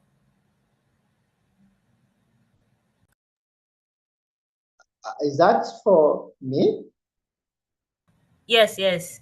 Okay. So the truth remains that there's going to be different people, and how to handle people varies from person to person. But what I've learned is communication is key. You have to let this person understand what is at stake here. If you are going to be successful in tech, you're not going to spend time calling away for 20 hours and you have 4 hours to yourself. No, it's not going to work. So your partner have to understand what is at stake, right? And let them understand that, yes, I'm not going to be available at all times, but whenever I'm available to you, I'm going to give you all my attention.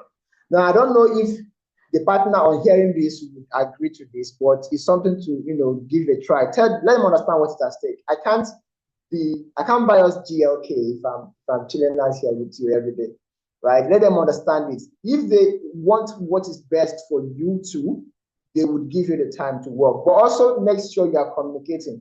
Sometimes what guys say as is attention seeking is quite basic. Sometimes they just want you to just tell them what is going on with your day. Hey, I'm taking a course right now, and this is what it's about. That's all. They will know that you have them in mind. So attention seeking sometimes may just keep in touch with me. Let me know what's happening in your life. You understand? One line test will save you from thinking that she's actually attention seeking to the fact that, yeah, this is what is happening with him at each time. And both of you are communicating better and getting to know yourselves better. I hope this helps. Hi, Lucky. I think you were the one that asked the question, and I hope this has answered or given you clarity. Okay. Okay, so let me just say two things about that also, because All right. um attention seeking, for me, 20 plus year career, if you say your partner, either your girlfriend or your fiance or your wife, is attention seeking, is one of two things. You're not paying attention to the basic things you should pay attention to. Then also maybe the person is not working also, because I bet you if you're working in Lagos, I don't know the kind of attention you'll be seeking from your partner, whether it's male or female. Once you get back from work, also you just want to take care of the little things you need to do, especially if you have kids, and rest also. But it's easy. Create barriers. There's a time for work and there's a time for family. Be actively involved in your family life. If it's your girlfriend, if it's your fiance, if it's your wife and children, you must create time for them. It could be as good as, once you get back from work, if you're not working remotely, work stays in the office. Home is home. You attend to your wife, you attend to your fiance, you attend to your children. Weekend is for family. No work on weekend, except maybe on a special project or you're ready for an exam, a certification. Yes, that is understandable, because truly, if you don't maintain a good work balance, at the end of the day, you will lose both. You will lose the work, you will lose the family. So let's take heed on that. All right, thank you so much for that, Mr. Olu. That was a very good one too. Boundaries should be there. Okay, so there are two questions here, or three here on the chat that we've not attended to, and then one from Hendrix. So the question is actually for both of you, Mr. Olu and Mr. Paul. And the question is, how do you deal with setbacks or failures in your career? And what advice would you give to others facing similar challenges? And the second question is, can you share a time when a significant challenge led to a breakthrough in your career? So the question is for both of you. Mr. Paul can go ahead and start, then Mr. Olu can give his own experience or share his own insights after. All right, so in 2022, I had one interview with a company. I don't know if any of you know Superside. They are this big design house, and they were starting up a design school. So I went through the interview. It was very rigorous, and I came out as the best. We discussed salary, like it was big, and I just when I was expecting my offer letter, it didn't come. And next thing, I reached out to them like, hey, I'm successful, like you said. We've discussed salaries. I'm expecting the offer letter. And they said, yeah, but that they had cut the budget for this school that they were about to start, and they can't take me at this time. It was very demoralizing because I know how much hours I put in for just the interview. Like they gave me projects to do. I'm telling you, I designed a full business on this project, designed a full logo, branding for a business, did a full app, did a website. Like I felt so used. And at the end, they are telling me I didn't, succeed. So what I did at that time was that I counted my loss, right? I learned it has happened. I looked at the projects I did and I brushed them up. I put them on my portfolio. So if you go to my portfolio today, you see this and that. That's what I did for them. I put it on my portfolio. Now, because I went all out in that, I used it as anytime somebody asks me, can you do branding? I could like, yeah, just go to this link and have a look at this project. That's the good side of it. I just look at the bright side. Yeah, I have a complete full-length branding project I can use on my portfolios now, right? So I looked on the bright side. I didn't let it, discourage me. I felt so bad.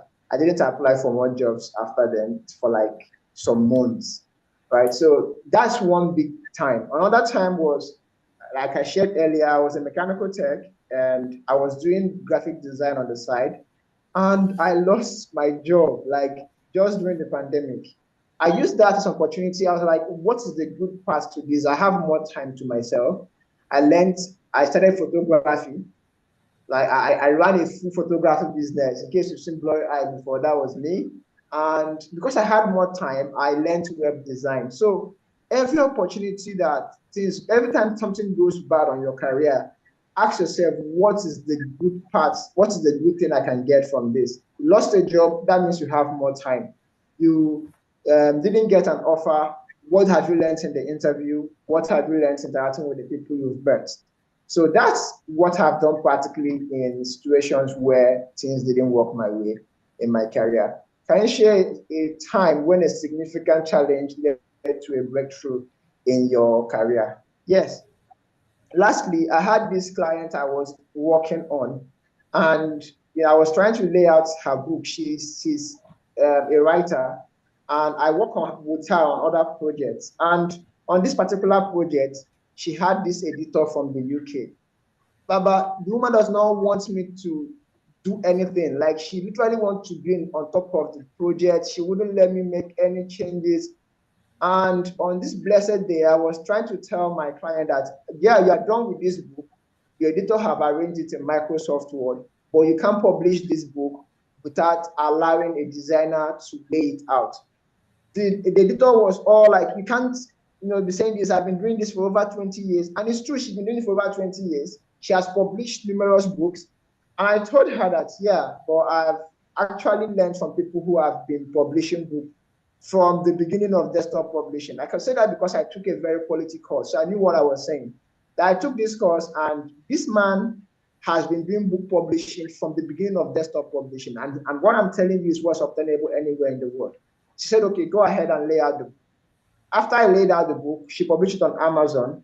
Now, this is one of the best times that I can remember. She came back, she unpublished all her previous books, and I republished it again with her. So I'm talking about series of books on Amazon today because I was able to face that difficult time, right? I was able to prove to her that this is the way. Even though she was being hard on me, at the point I wanted to leave the project for them to handle. But I just persevered, and that's one of my biggest layout book design projects I've ever gotten. And we are still working on new ones coming. You could go to Amazon and check out Reformer. Both of us have worked on so many projects, and we are still working on more. So that's one time a big challenge became a breakthrough for me, and I'm still riding on that breakthrough today. So persevere and be sure, be confident about whatever it is you are pitching out there. That's what I can say to that. Thank you. Wow, thank you so much, Mr. Paul. That's wow. That's awesome, really. Okay, Mr. Lu, please, the same question goes for you. How how do you deal with setbacks or failures in your career, and what advice would you give to others facing similar challenges? And can you also share a time when a significant challenge led to a breakthrough in your career? I,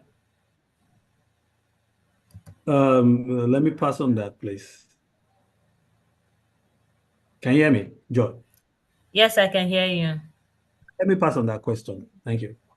All right, that's fine. All right, so Hendrix, your hand has been up. Would you like to ask your question now? All right. Thank you so much, Joy. I'll just be quick, and it's a very simple question. I just want to understand how we can get a balance between our soft skill and our hard skill. Mr. Lucia mentioned, talked about someone he interviewed that knows what he's doing but lacked soft skill. So while we are pursuing this hard skill, how can we get a balance as a to sorry, how can we get a balance between the soft skill and the hard skill? Yeah.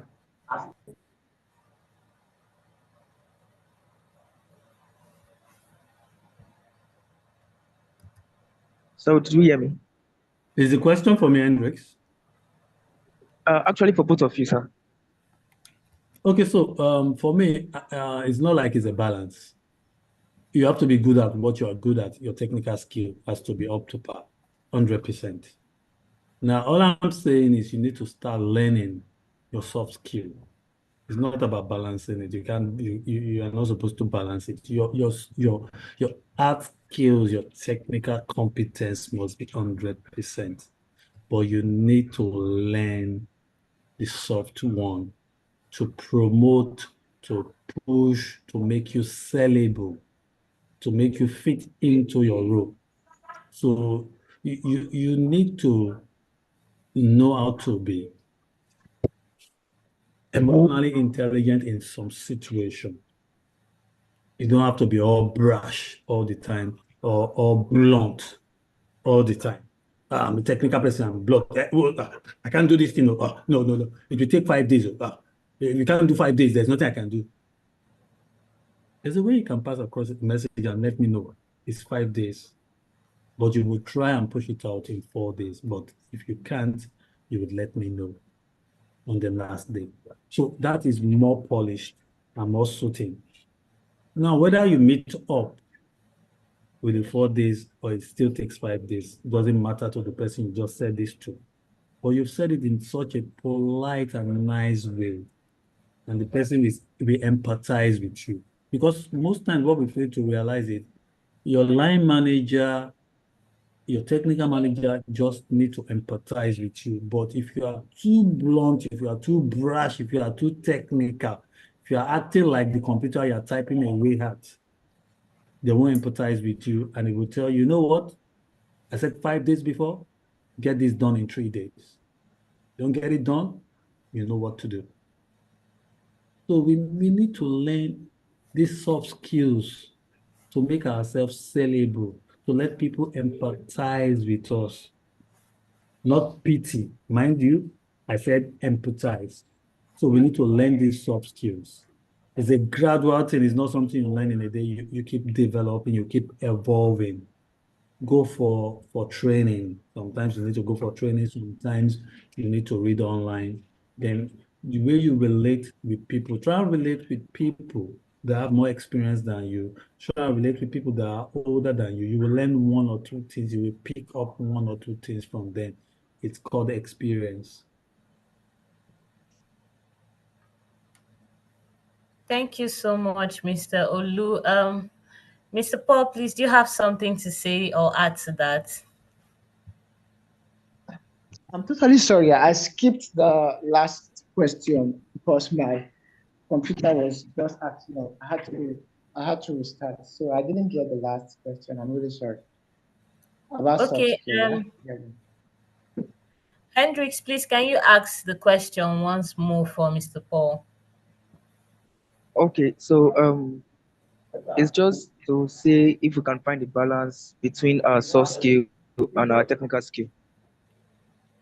Yeah, for me, I think they actually go hand in hand. Like I never had to say, okay, I am learning leadership today, so I have to pause learning graphic design.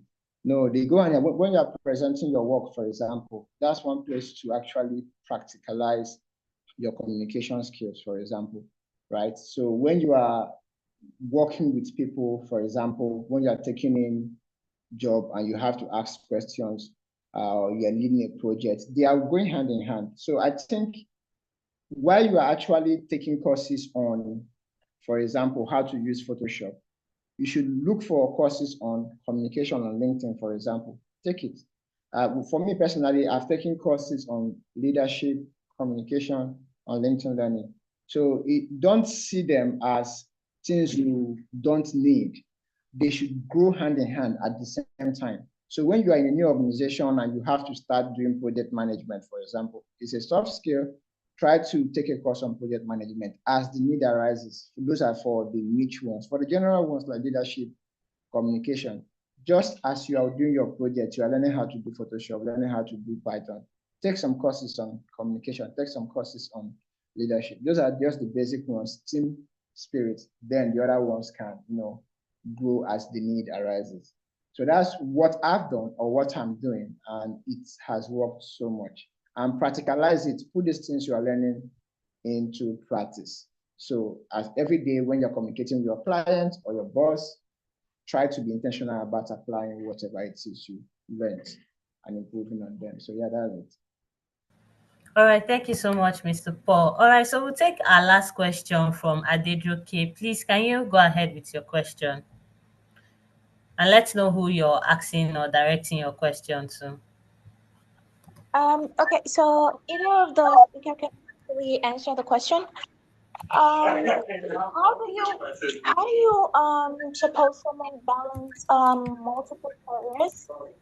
For example, in my case, I'm currently into digital marketing. Now, like I said, I have certificates in data analysis, and I wish to actually be involved in both careers. So, how do you suggest someone balance that?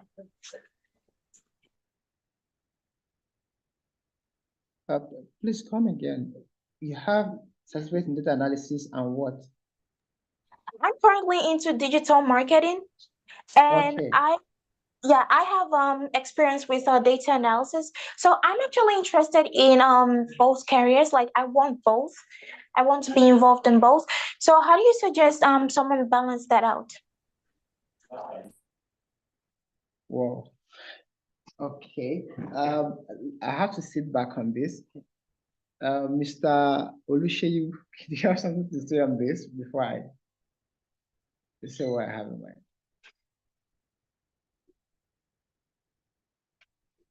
Is he still here?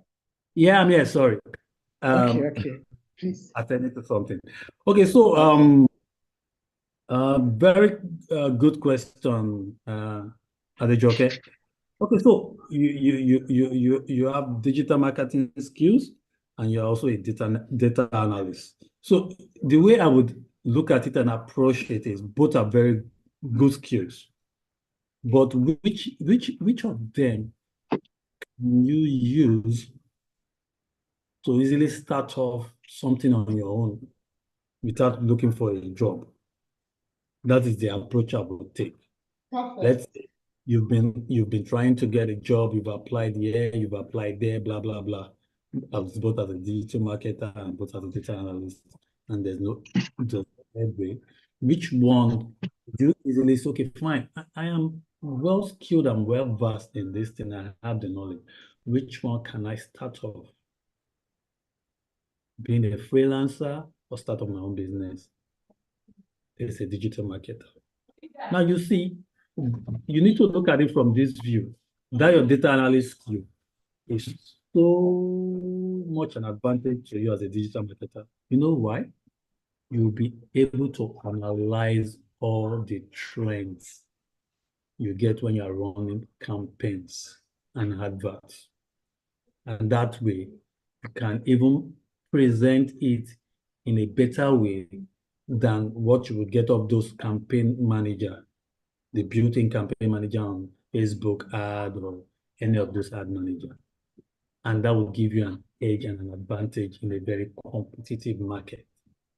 So for me, I would focus on my digital marketing skill and use my data analysis skills to leverage it and let it become better. In fact, even if you're still looking for a job, start letting them know you can present your data in a much more effective and efficient way. And it will tell a story that nobody else can tell because you have this skill in data analysis, was a digital marketing person. So that's the way I would see it because sometimes I like being pragmatic about my approach to certain things.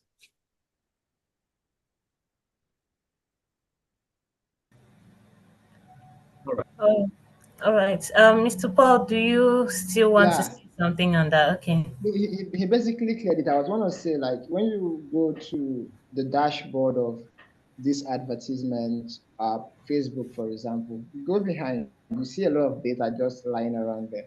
So, as somebody who has data analytics certificate, you can actually, both of them are needed. Like, if you want to be a good social media marketer, for example, you need to be good with data analysis. So I would say, like Mr. Oluseyi said, it's supposed to back up your marketing CV or portfolio. It's supposed to be a backup to it. You're not supposed to like chase one or the other. They go hand in hand. So, like he said, highlight in your portfolio or CV resume that you have these data analytics skills, and it will help you to, find the trend and stories behind every data in all your sales and advertisements that you run, and you can able to give good insights for the company to make good decisions on. So if they run an ad and you notice that more Gen Zs are clicking on this ad, you can provide more valuable insight to the company. Like, hey, since we have these people, clicking on this ad, can we target them next time instead of wasting our money on this other group, or can we increase our money on targeting this other group, this age group, and reduce the age bracket of our ad? So leverage on it. Don't discard it because you want to chase one. That's just the summary of what I'm saying and what Mr. Shea said. So leverage on it and build on them together. They go hand in hand. Thank you so much. And Adejoke, I hope that has answered your question. And then just to add, when Mr. Paul was speaking earlier, he mentioned that we should make up our mind fast, have one skill set that you're very good at and that is able or capable of making you successful in your tech career. So focus on that, build on it, and then every other thing can just be like a sup. You can, if there is an opportunity there, you can still fit in, right? So, and I'm hoping that you've gotten to learn or hear one or two things that would be very beneficial to your career growth. Okay, so thank you so much for all the questions, and thank you so much to our speakers for taking time to answer these questions. All right, so this event was brought to you by Bincom Dev Center, and so we can have a glimpse or understand what we do at Bincom Dev Center. Bincom Dev Center is a multi-location talent development and solutions platform, right? So we have our locations first virtually near you. We also have our location in Yaba, Lagos State. We have our location in Ibadan, Oyo State. We have in Kano State, Kaduna State, Ogun State, Delta State, and in the UK. We also have plans to expand to as many locations as possible, because one of our goals is being global, right? And also building globally attractive techies. So we have different services where we build tech talents, we enhance tech talents, and we also build startups. So for building tech talents, we have different services like Bincom Academy, Bincom Tech Internship, Bincom Tech Apprenticeship, and we also have a global tech program, which I spoke to you about. And for enhancing tech talents, we have a Bincom Tech Network, which includes community events like this one and projects. We have Life Space, we have Emigrate Tech Visa, we have Bincom Mentoring Platform, and we have Bincom Tech Career Coaching. And for startups, we have our Labs by Bincom. So let's look at this service in a wider way. So we have Bincom Academy. It utilizes the Montessori approach in training participants in basic skills that is needed for the modern technology ecosystem. Our internship is designed to enable people at intermediate skill levels gain mastery and expertise over a period of time.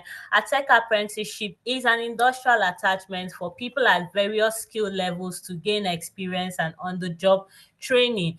For tech, our Bincom Tech Network, which includes community events and projects, our aim is to give back to the community and build the tech ecosystem. So we focus on informing and exposing the youth to current technology trends and the future of how they can prepare for the future in technology. For light space, we have our different life space where you can do collaborations, you can hold seminars, you can hold events, get together, conferences, etc. We also have our Bincom Global Tech Program. Like I said, it's your solution to launching your tech career globally. This program is typically 3 months to 2 years program, and we focus on learning skills, gaining experience, and gaining exposure. Our Immigrate Tech Visa helps you become globally attractive, helps you build a good tech profile and also a good tech-enabled business. It is also your tech-enabled pathway to relocations and settlements in countries like the UK, USA, Canada, France. Our mentoring platform is also a structured mentoring solution to help mentors add values to mentees for the purpose of building globally attractive techies. Labs by Bincom is a 3 to 6 month pre-incubator program that brings together participants to build a digital technology product which would be used by real life users. And finally, we have our tech career coaching. It helps individuals to learn their next role faster. We offer them a combination of coaching, relevant on the job experience, career referencing, introduction to tech recruiters, hand-holding through applications and interview process, and other packages that would be beneficial to you. So if you're interested in any of these service, I'm dropping the link now in the chat. So please do well to check out our services and indicate interest. We will reach out to you and follow up with all of those people, all of you that would show interest. All right, so it's been an exciting session. I mean, I had to really keep a notepad close by so I can take notes of a lot of things, and I have really learned a lot. And I'm going to be putting most of this into practice and see how much I can go in my own tech career. And I'm hoping that you will do the same too for the benefits of becoming a globally attractive techie. All right, so let's get our last words from our speakers. So I'll start with Mr. Olu. Any last words before we call it a day? All right, thank you, Joy. It's really been fun being here, and I actually enjoyed the presentation and the questions. I would send the presentation slide so you can share it later on. All right, thank you so much for that, Mr. Olu. Please, Mr. Paul, do you have any final words for us? Okay. Just thank you for this opportunity and for everybody who's talked to the end. Thank you all for staying back. Just one last word is show up. Don't get weary and just get tired. Show up. Keep trying new things. Keep trying to learn and level up. It will make sense eventually. You look at a project you are working on and all those trainings and courses you took, they all will come together to make a very good meal. So yeah, don't just keep showing up. That's just what I want you to remember today. Yeah, take care.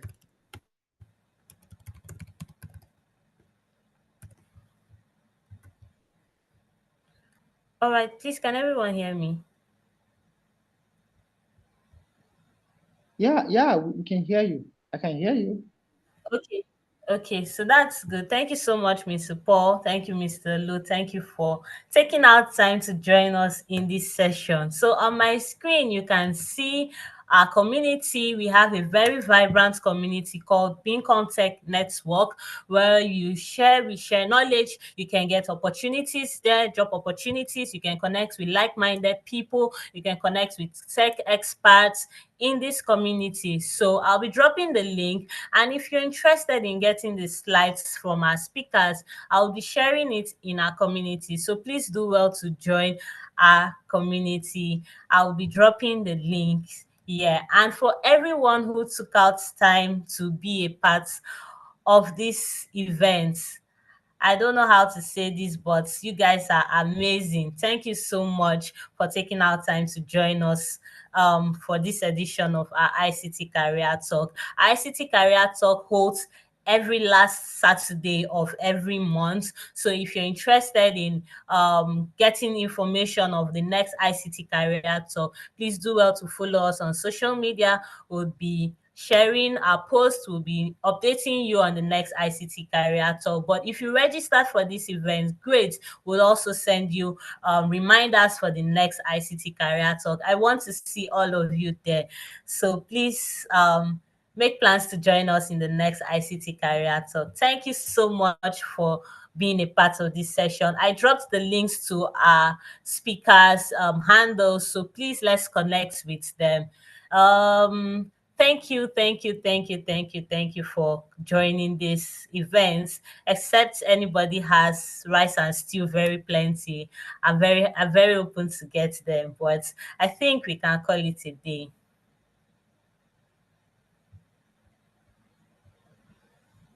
All right, thank you all. Bye.